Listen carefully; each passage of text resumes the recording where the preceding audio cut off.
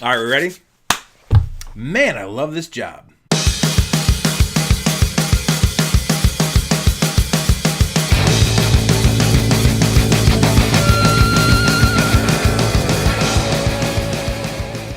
Connectors, what's up? DK here. Hope you're having a good day. Man, wasn't yesterday amazing? Yesterday on the 21st, we had a total solar eclipse that actually traveled across the country. And a lot of folks got into the area of totality, so they got to see the whole thing. But even here in South Central PA, we were able to see about 78%, I guess is what the official NASA thing said, about the 78% of the eclipse we got to see. That was amazing. It was impressive. It was pretty cool. But now I guess we're back to reality, right? So I had asked last week for a couple of questions for folks. And I got a Q&A video coming up shortly. But one of them really popped to me. That's kind of important. The question was about boards and what exactly does a board member have to know in terms of responsibility. So I've done videos before about boards of directors and what you need to recruit and retain and get boards ready and preparing people to be on a board.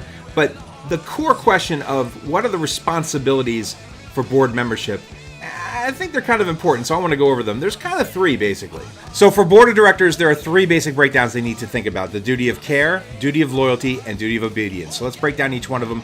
What are they? So first up, duty of care. What does this mean?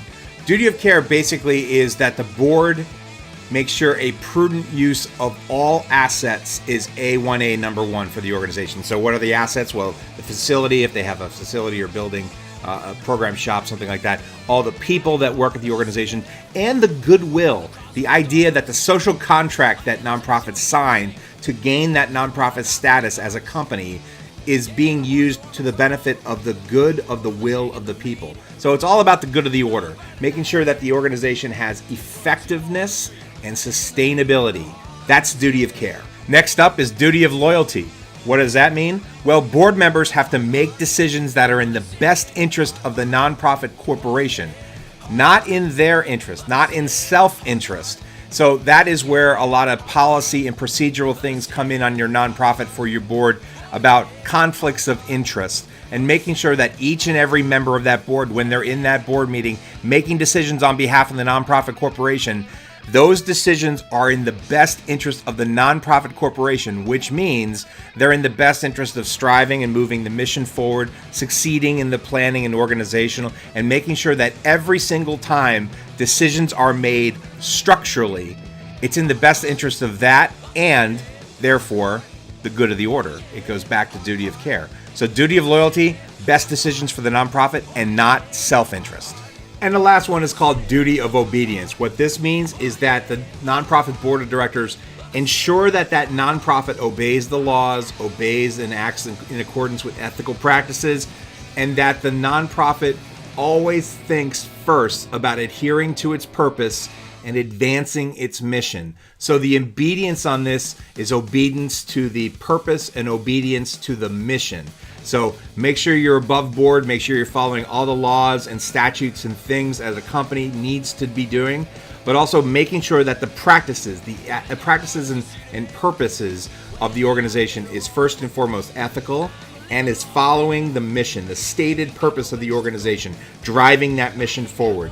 So their obedience is advancing the mission, cause, and solutions that they're gaining and trying to find as an organization. That's duty of obedience. Now, is that everything that an organization needs to focus on when dealing with their boards of directors? Of course not. There's many other things, many other responsibilities, but the core of it goes down to these three things: a duty of care, duty of obedience, duty of loyalty.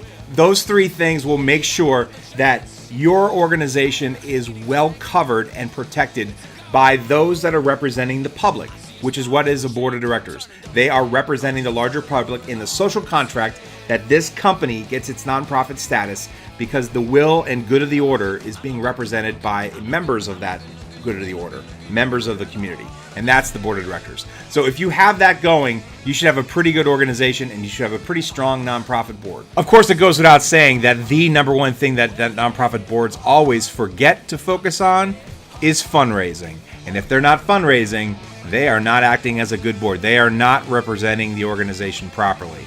Fundraising is key. Everyone needs to be involved. Those boards that think of themselves as not fundraising boards and not having responsibility to fundraising are selling the organization short. Oh, and one last thing. If you're on a board, your number one hire is to your president or executive director, no one else. You can focus on the policies, procedures, compensation, benefits, all the things that an organization or a corporation would have to focus on. But in terms of the hiring practices of your nonprofit, you hire the leader, you hire the executive director. Let him or her hire his or her staff. That's kind of how it should go.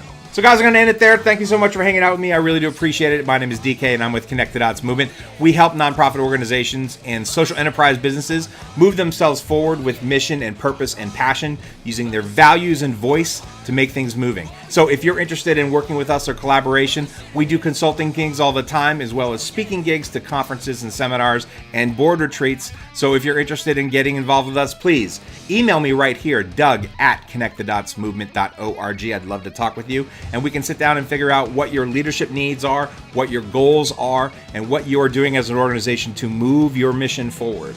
We can also be found on social media, so if you're there, like and share this video. Right here, we're at Facebook, facebook.com/Connect the Dots Movement. We're also on Twitter, so if you want to ask us questions. By the way, I mentioned that Q&A earlier. These are where these questions a lot come from, is from our social media, especially Twitter, @WeConnectDots.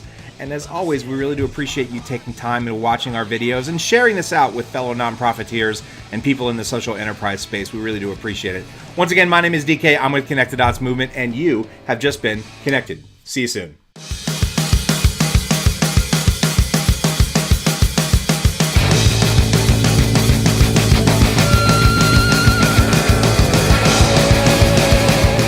Nonprofit Power.